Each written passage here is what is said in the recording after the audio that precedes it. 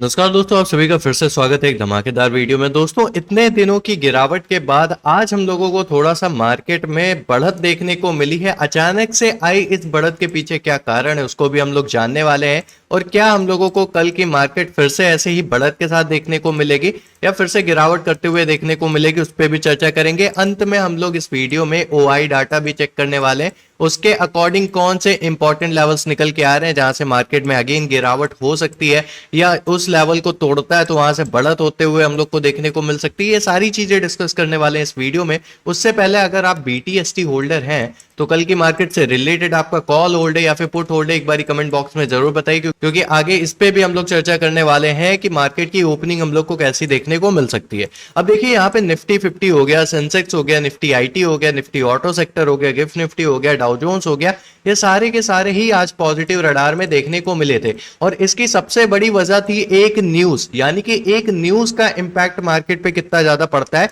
आज हम आपको यहाँ पे बताने वाले हैं। यहाँ पर अगर देखा जाए तो उस न्यूज के आने के बाद यहाँ पे सेंसेक्स आपका 1372 अंक चढ़ते हुए देखने को मिला, निफ्टी 22,950 अंक तक चढ़ते हुए देखने को मिली। वहीं पे स्मॉल कैप हो गया, ऑटो सेक्टर हो गया, आईटी सेक्टर हो गया, मेटल सेक्टर हो गया, मीडिया बैंक हो गया, कंजप्शन हो गया, पीएसयू बैंक हो गया, प्राइवेट बैंक हो गया, ये सारे के सारे आज 2 से 3% तक की बढ़त करते हुए हम लोग को देखने को मिले हैं। यहाँ पर अगर हम लोग बात करें कारण की कि किन कारणों की वजह से, किन न्यूज की वजह से यहाँ पे मार्केट में बढ़त देखने को मिली है, जैसे कि पता है अभी सबसे बड़ी चीज हम लोगों के लिए जो चल रही है मार्केट में है वो है वॉर। और वॉर से रिलेटेड कुछ भी पॉजिटिव न्यूज आती है वो तुरंत इंपैक्ट डालती है नेक्स्ट डे की बाजार में, और वैसा ही हुआ। वॉर से रिलेटेड न्यूज निकल के आते हुए हम लोग को देखने को मिली, यानी कि ईरान अब बातचीत करने को तैयार हो गया है। यानी कि एक रिपोर्ट के मुताबिक ईरान ने नए सुप्रीम लीडर मोस्तफा खामनी ने अमेरिका के साथ बातचीत करने की और समझौता पर पहुंचने की सहमति जताते हुए यहाँ पे देखने को मिले हैं। या जारी तनाव के बीच एक संभावित कूटनीति शुरुआत मानी जा रही है। वहीं पे अल अरबिया जो रिपोर्ट है उसमें इजराइल मीडिया के हवाले से यह जानकारी देखने को मिली है कि अमेरिका के राष्ट्रपति डोनाल्ड ट्रंप ने कहा है कि पिछले एक दिन में वाशिंगटन और तेहरान के बीच बातचीत हुई है जिससे कई अहम मुद्दों पर सहमति बनी है। अब यहाँ पे दिक्कत क्या हो रहा था, अभी तक जब भी वॉर सिचुएशन हो रही थी सिर्फ एक ही तरफ से यहाँ पे हम लोगों की बातचीत देखने को मिल रही थी, यानी कि अमेरिका बार बार कह रहा था कि हम यहाँ पे हमला नहीं करेंगे और वो फिर हमला कर देता था। अमेरिका कहता था हम बातचीत के लिए तैयार हैं, लेकिन ईरान वहां से मना कर देता था कि भाई हमको कोई बातचीत नहीं करनी है तुमसे। लेकिन इस बारी दोनों तरफ से हम लोग की बातचीत की यहाँ पे सहमति जताई गई है। अगर ये बातचीत होती है, जो कि बताया जा रहा है कि बातचीत हुई है और उसमें कई बातों पर सहमति दिखाई गई है, अगर इससे रिलेटेड और भी ज्यादा पॉजिटिव न्यूज निकल के आते हैं तो मार्केट में ये एक पॉजिटिव न्यूज की तरह काम करेगा और वॉर के टलने से क्रूड ऑयल की कीमतों में गिरावट देखने को मिलेगा। जैसे कि आज क्रूड ऑयल की कीमतों में गिरावट देखने को मिला, यानी कि 110 से डायरेक्ट क्रूड ऑयल 105 या 106 के लेवल पर आते हुए हम लोग को देखने को मिले, यानी कि अच्छी खासी गिरावट उसमें देखने को मिली और मार्केट आज हम लोग को उसके बदले पॉजिटिव देखने को मिली। सेकंड सबसे बड़ा रीजन मार्केट में यहाँ पे खरीदारी का क्या है, जैसे कि मैंने बताया है मार्केट में जब एक बड़ी गिरावट हो जाती है और वो अपने डिमांड लेवल पे आ जाती है तो बहुत सारे ऐसे निवेशक होते हैं जो बैठे रहते हैं इसी राह में कि कब निवेश करें, और जब एक बड़ी गिरावट हो जाती है और मार्केट डिमांड पे आ जाती है तब वो नीचेले स्तरों पर निवेश करना स्टार्ट करते हैं। उसकी वजह से भी मार्केट में हल्की फुल्की बाइंग आना स्टार्ट हो जाती है, जिसे हम लोग क्या बोलते हैं, जिसे हम लोग बोलते हैं वैल्यू बाइंग। यानी कि ग्लोबल संकेत भी थोड़ा बहुत सही देखने को मिला और वैल्यू बाइंग भी होते हुए हम लोग को देखने को मिली, जिसकी वजह से भी निफ्टी, बैंक निफ्टी या अन्य शेयर जो है हम लोग को निचले स्तर से उछलते हुए देखने को मिले। वहीं पे हम लोग बात करें डोनाल्ड ट्रंप के बयान की, तो अमेरिका के राष्ट्रपति डोनाल्ड ट्रंप ने ईरान के एनर्जी इंफ्रास्ट्रक्चर पर संभावित हमलों को कुछ दिनों के लिए टालने का बयान दिया है। याद रखिएगा, ये परमानेंट टालने का बयान नहीं है, ये कुछ दिनों को टालने के लिए यहाँ पे बयान दिया है। अगर ये बयान और ज्यादा बढ़ता है, यानी कि ये जो हमला है ये और दिनों तक रुकता है या हमला ही रुक जाता है, वॉर ही टल जाती है, तो ये काफी ज्यादा बेटर रहेगा ओवरऑल ग्लोबल मार्केट के लिए। वहीं पे ईरानी अधिकारियों के साथ बातचीत की संभावनाएं जताई है। ट्रंप के इन बयान से युद्ध के और तेज होने की संभावनाएं जो है वो कुछ कम होते हुए देखने को मिली है और किसी कूटनीति समाधान की उम्मीदें जताई जा रही है। इससे दुनिया भर के बाजारों में भरोसा देखने को मिला, जिसकी वजह से आज ओवरऑल मार्केट हम लोगों को पॉजिटिव देखने को मिली। इससे अमेरिकी शेयर बाजारों में बीती रात तेजी को देखने को मिली। अब आपको आइडिया नहीं होगा, बट जब मार्केट यहाँ पे क्लोज हुई थी 3:30-4 बजे के आसपास, मार्केट गिरावट करते हुए देखने को मिल रही थी, लेकिन अचानक से बहुत बड़ी ग्रीन कैंडल आते हुए देखने को मिली। वो कैंडल कैसी थी, एक बारी आइडिया आपको देते हैं। ये ऐसी कुछ कैंडल, जैसे कि गिफ्ट निफ्टी में ये एक अचानक से कल कैंडल बनी, वैसे ही कैंडल हम लोग को देखने को मिली आपकी यूएस बाजार में, और मार्केट हम लोगों को उसके बाद पॉजिटिव देखने को मिली और क्लोजिंग भी उसकी पॉजिटिव हम लोग को देखने को मिली। ये भी काफी अच्छी संकेत थी, क्योंकि अगर यूएस मार्केट पॉजिटिव रहता है और एशियाई बाजार पॉजिटिव रहती है तो उसका इंडियन बाजार पे भी इंपैक्ट पड़ता है। खास करके यूएस जब पॉजिटिव रहती है तब आपके आईटी सेक्टर जो है वो काफी बढ़िया परफॉर्म करते हैं। वहीं पे अगर हम लोग बात करें रुपए में मजबूती की, तो भारतीय रुपया मंगलवार को 34 पैसे की मजबूती देखने को मिली, यानी कि कल जो गिरावट हुई थी थोड़ा बहुत उसमें रिकवरी हम लोग को आते हुए देखने को मिली, यानी कि ये मजबूती दिखा रहा है। और इसी तरीके से अगर ये रिकवरी करता रहा तो बाजार और भी ज्यादा पॉजिटिव देखने को मिलेगी। और ये रुपए में जो मजबूती आई है, इसी कारण आई है कि कच्चे तेल की कीमतों में जो गिरावट हम लोग को देखने को मिली है, उसकी वजह से हम लोगों को ये मजबूती देखने को मिल रहा है। वहीं पे बात करें इंडियन विक्स में, यानी कि भारत का जो वॉलेटिलिटी इंडेक्स था, जो कल काफी हाई पे चला गया था, और आज उसमें हम लोग को 4% से ज्यादा गिरावट देखने को मिली है। यह संकेत देता है कि निवेशक के बीच में अनिश्चितता, यानी कि जो डर का माहौल है, वो थोड़ा कम हम लोग को देखने को मिला है और जोखिम लेने की क्षमता उनके अंदर बढ़ते हुए देखने को मिल रही है। इसीलिए इंडियन विक्स जो है आपका वॉलेटिलिटी इंडेक्स भी है, वो काफी ज्यादा इंपॉर्टेंट रहता है बाजार के लिए।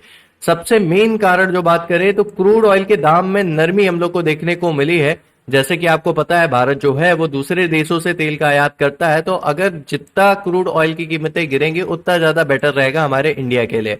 वहीं पे ग्लोबल बेंचमार्क की बात करें तो ब्रेंट क्रूड 4.16% बढ़कर हम लोग को $104 लेवल पर देखने को मिल रहा है, लेकिन स्टिल ये हम लोगों का थोड़ा बहुत गिरावट करते हुए देखने को मिला है, क्योंकि इससे पहला जो हम लोगों का लेवल था वो $110 का था, यानी कि $110 से 104 पे आते हुए देखने को मिला। स्टिल अभी काफी ज्यादा पॉजिटिव है, लेकिन इसमें अभी भी गिरावट की संभावनाएं हो सकती हैं अगर वॉर से रिलेटेड कुछ पॉजिटिव न्यूज निकल के आती है। अब हम लोगों के लिए यहाँ पे सबसे ध्यान देने वाली चीज क्या है, देखिए यूएस और ईरान के बीच में जो तनाव है, डोनाल्ड ट्रंप ने उसमें बोला तो है कि भाई 5 दिनों के लिए उन्होंने टाल दिया है कि एनर्जी इंफ्रास्ट्रक्चर पर हम लोग हमले नहीं करेंगे, लेकिन अगर इससे रिलेटेड कुछ निगेटिव न्यूज आ जाती है, यानी कि 5 दिन से पहले ही अगर हमला हो जाता है या इजराइल हमला कर देता है, तो ये मार्केट के लिए अगेन फिर से एक बड़ी निगेटिव खबर बन सकती है और मार्केट में काफी ज्यादा गिरावट हम लोग को आते हुए देखने को मिल सकता है। दूसरा सबसे ज्यादा इंपॉर्टेंट है कि क्रूड ऑयल की कीमतों में जो गिरावट हुई है वो कंटिन्यू गिरावट होती रहे, ताकि मार्केट को सहारा मिले और निवेशक हम लोग के इंडियन मार्केट से जो पैसे निकाल निकाल के भाग रहे थे वो दोबारा इन्वेस्ट करने के लिए वापस आते हुए हम लोग को देखने को मिले। अब इन्वेस्टमेंट की बात कर रहे हैं तो एफआईज एंड डीआईज का डाटा अभी तक हम लोग को अच्छा देखने को नहीं मिला है।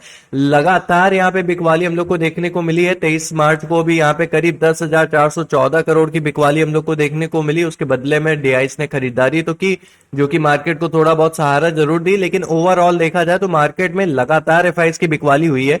अभी एक भी दिन ऐसा नहीं गया जिस दिन एफआईज की खरीदी देखी जाए। तो ये सबसे बड़ी नेगेटिव न्यूज है, क्योंकि अगर इन्वेस्टर ही नहीं रहेंगे मार्केट में, इन्वेस्टर पलट के नहीं आएंगे मार्केट में, तो ओवरऑल मार्केट का सेंटिमेंट्स निगेटिव रहेगा और मार्केट पॉजिटिव न्यूज आने के बाद भी हम लोग को गिरावट करते हुए देखने को मिल सकती है। वहीं पे निफ्टी 50 की बात करें तो निफ्टी 50 में सबसे इंपॉर्टेंट लेवल जो है हम लोगों के लिए फिलहाल के लिए वो है 23,000 का, यानी कि इस लेवल के ऊपर टिकना काफी ज्यादा जरूरी है, क्योंकि आज हम लोग को 2% के बढ़त के साथ 22,958 के लेवल के पास क्लोजिंग तो दिया है, लेकिन यही लेवल अगर हम लोगों का 23,000 का होता तो ज्यादा बेटर रहता। अब 23,000 का लेवल इतना इंपॉर्टेंट क्यों बता रहा हूं, क्योंकि ये हम लोगों का एज अ रेजिस्टेंस काम कर रहा है मार्केट में, और ये मार्केट में रुकावट बन सकता है। अगर मार्केट इसके ऊपर टिकता है तो थोड़ा बहुत पॉजिटिव माहौल आ सकता है। करीब 23,300 तक मार्केट या 23,500 तक मार्केट जाने की कोशिश कर सकती है, लेकिन अगर मार्केट इसके नीचे ही रहता है तो मार्केट हम लोगों के लिए दोबारा पलट कर गिरावट कर सकता है और मार्केट आ सकता है हम लोगों का 22,650 से 22,470, यानी कि इन दो सपोर्ट लेवल पर वापस आने की कोशिश कर सकता है। वहीं पे अगर हम लोग बात करें बैंक निफ्टी की, तो बैंक निफ्टी में हम लोगों को मार्केट आज रिकवरी करते हुए देखने को मिली, 53,400 लेवल के ऊपर जाते हुए देखने को मिला। अभी फिलहाल के लिए 54,000 का लेवल और 54,500 का लेवल, ये दो हम लोग को रेजिस्टेंस देखने को मिल रहे हैं काफी बड़े। वहीं पे 54,700 के ऊपर निकलने पर ही हम लोग रैली की उम्मीदें कर सकते हैं। उससे पहले जो लेवल्स हैं वो सारे रिजेक्शन लेवल है मार्केट में। सपोर्ट की बात करें तो 53,000 के लेवल के ऊपर टिकना बहुत ज्यादा जरूरी है। अभी फिलहाल के लिए 53,400 के ऊपर गया है, लेकिन इंपॉर्टेंट सपोर्ट 53,000 के लेवल के आसपास बन रहा है और वहां पे बात करा जाए 52,000 की लेवल की, तो वहां तक की गिरावट की संभावना है अगर मार्केट 53,000 का लेवल तोड़ता है या इसके नीचे आता है। तो अब बात कर लेते हैं सबसे इंपॉर्टेंट यानी कि हम लोग के ओआई डाटा की, जिससे हम लोग को आइडिया लग जाएगा कि सबसे ज्यादा कॉल राइटर्स या पुट राइटर्स कहां पे हैं और कहां से मार्केट में रिजेक्शन आते हुए देखने को मिल सकता है। सबसे पहले बात कर लेते हैं पुट कॉल रेशियो की। तो रेशियो हम लोगों को निगेटिव ही देखने को मिल रहा है या ओवरसोल्ड भी बोल सकते हैं, क्योंकि 0.78 हम लोग को देखने को मिल रहा है पुट कॉल रेशियो निफ्टी में। और सबसे मैक्स पेन वाला लेवल कौन सा है? 22,750 का लेवल है। इसके ऊपर टिकना काफी ज्यादा जरूरी है और ओपनिंग कल हम लोगों को 23,000 के लेवल के ऊपर आनी चाहिए, क्योंकि 23,000 के लेवल पर ही सबसे ज्यादा कॉल राइटिंग देखी जा रही है। यानी कि कल के लिए सबसे बड़ा रुकावट का लेवल ये बन सकता है 23,000 का लेवल। अगर यहां से रिजेक्शन आया